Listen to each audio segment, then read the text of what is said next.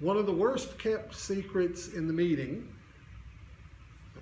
it seems to be recording, one of the worst kept secrets in the meeting is that I am crazy about genealogy and history and religion, but especially about genealogy. I mean, and things have really changed as far as that goes since I was, younger than Ollie is now.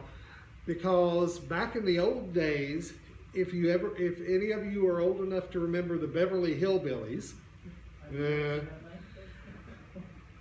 was one of the characters was Mrs. Drysdale, who was depicted as being the sort who is very proud of her ancestors who came over on the Mayflower. Well, there are a lot of people whose ancestors came over on the Mayflower, and most of them. Oh, which family?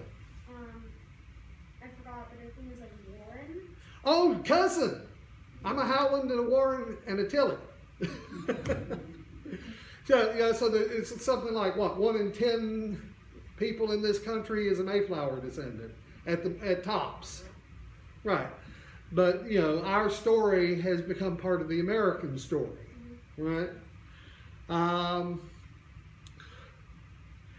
there's this one episode, a pair of episodes where Mrs. Drysdale, of course, is trying to impress the head of the local Colonial Dames chapter or some equivalent. I mean, there are hereditary organizations, General Society of Mayflower Descendants, DAR, SAR, Sons of the American Revolution, and so on and so forth, and the Colonial Dames. And Mrs. Drysdale is trying to impress the head of the local chapter, and of course, Granny is rendering soap. And of course, the thing about the soap that Granny used to make on the show was it was lye soap. So you would boil down a lot of lard, animal fat, and you would add lye, which is derived from wood ash and is a bit acidic, and you would have the animal fat there as a stabilizer and also as a tempering agent. And of course, the whole thing smells horribly, and Mrs. Drysdale is not best pleased.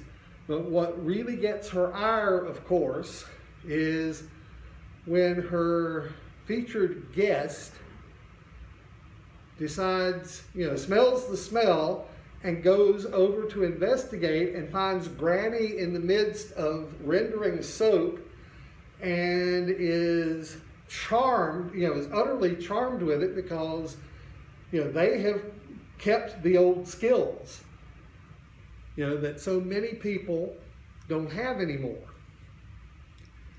And,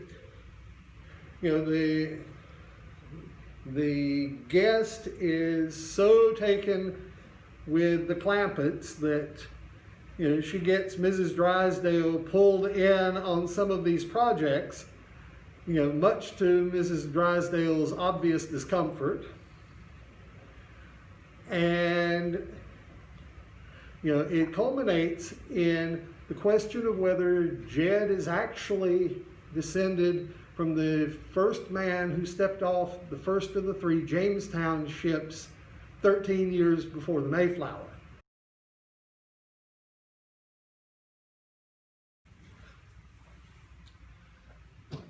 And the question, and of course that was the old way of looking at genealogy as the hobby of the snob, And then came Alex Haley. And Alex Haley and Roots.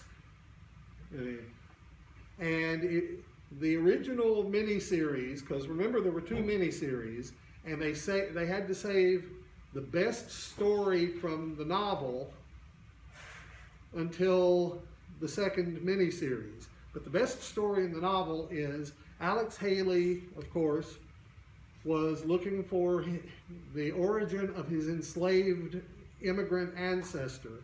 There were a few fragments that had been passed along the family line, a few words in Mandinga, which is a West African native tongue. And he was trying to track them down. He was at that point best known for having written the autobiography of Malcolm X. And so he spent years on this personal quest, and finally it began to pay off.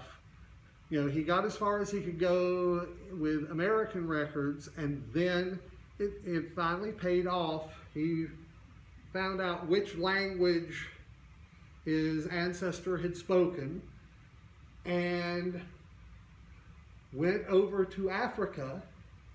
And there's this wonderful scene in the book about, which makes it into the second miniseries, about Haley being taken up river in Senegal, I think it was, wasn't it? Yeah, I think it was Senegal. Anyway, he goes up the Gambia River. Then it would have been in Gambia. Well, it might have been, but remember, Senegal is along the bank, isn't it? I believe the British. Right, the British. Yeah, the British. Right, and the other colonial powers paid no attention to the actual facts on the ground. They just figured out what they wanted and they took it because they could.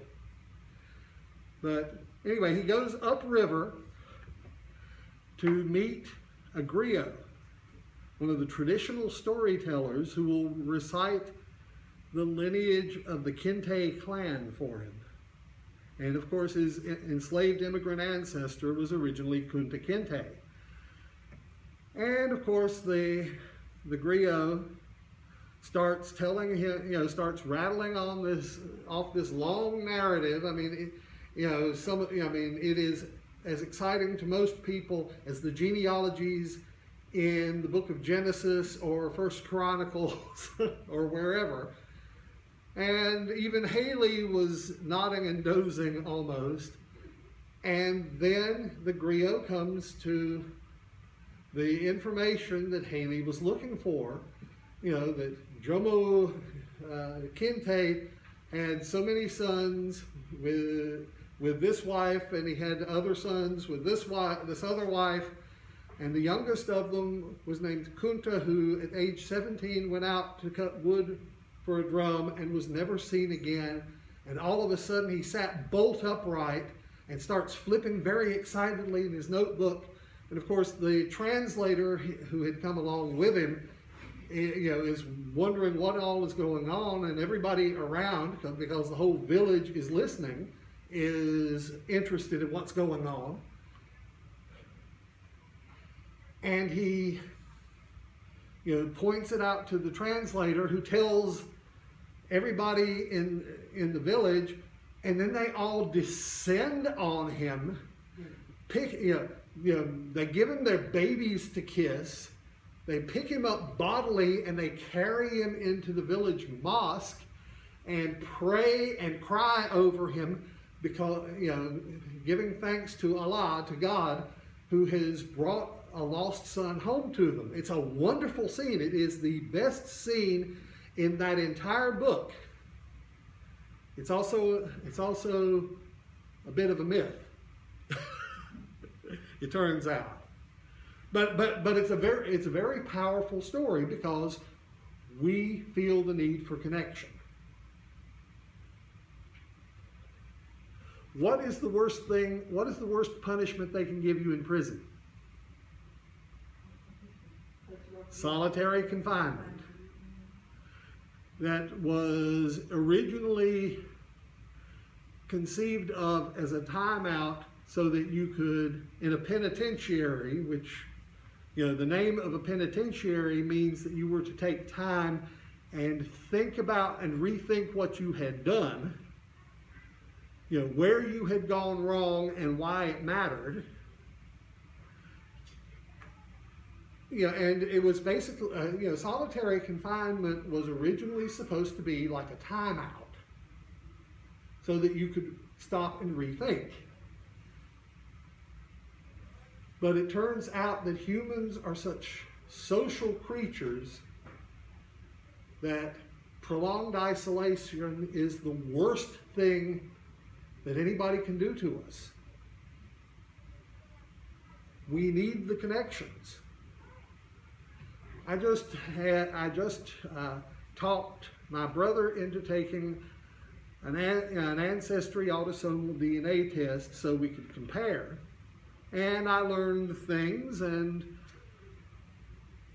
some of them were very enlightening, and some of them were puzzling, and but that's the nature of it.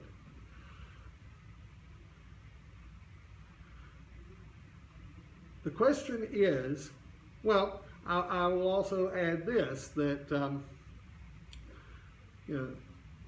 a very popular saying in evangelical circles is, if it became illegal to be a Christian again, would there be enough evidence to convict you?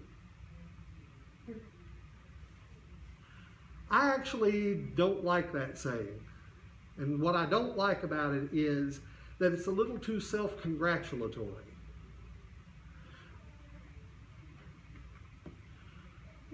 We all would like to think that, yes, they would have to come take us away.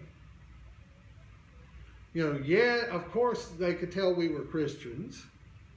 Of course they would have to take us away. They would convict us. I mean, it would be an open and shut case.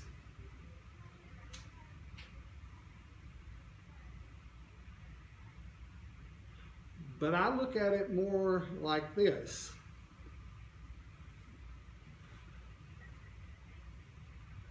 What sort of family resemblance is there between you and Christ? There's an old saying attributed to Teresa of Avila, who is a 16th century Spanish nun, and also now a saint, who said that Christ has no hands but your hands, no feet but your feet, etc., etc. And it is also a common saying that our lives are the only Bible some people will ever read.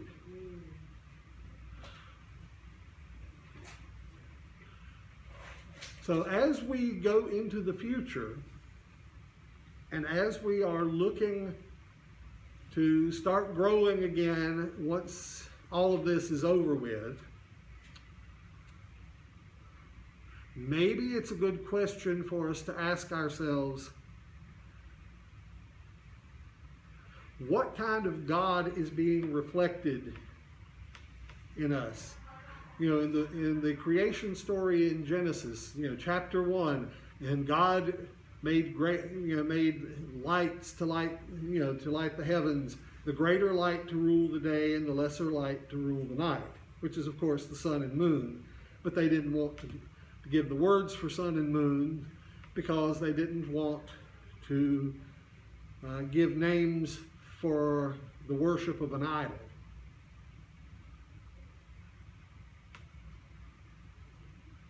But it's also true spiritually. God is the greater light to rule the day, and we are the lesser lights to rule the night. The moon only reflects the sunlight. What sort of reflection are we giving?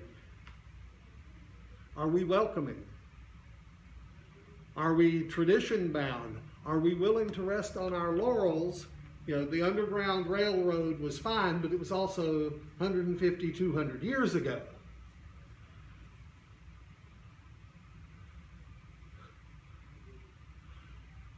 George Fox launched Quakerism with a single question, and to the extent that Ralph Waldo Emerson, in his essay, says, on self-reliance, his essay on self-reliance, what Ralph Waldo Emerson says, an institution is the lengthened shadow of one man, as the Reformation of Luther, Quakerism of Fox, Methodism of Wesley, and so on. See, when I look at my brother, I can see, there are things about him that I can see and recognize that I have gotten a version of too. What can people see in you?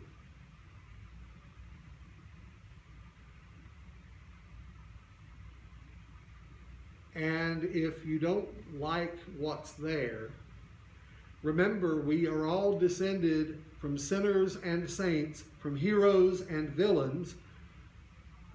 Most of us have ancestors, if we have the records, one of whom killed the other. If you have any royal blood, you have ancestors who killed each other. Yes. Yeah. And it's back to the old story about, the old Native American story about the two wolves that everybody has within them, the good wolf and the bad wolf, and which one wins depends on which one you feed. And you feed by the way you act, the way you think, the way you feel. What are you reflecting?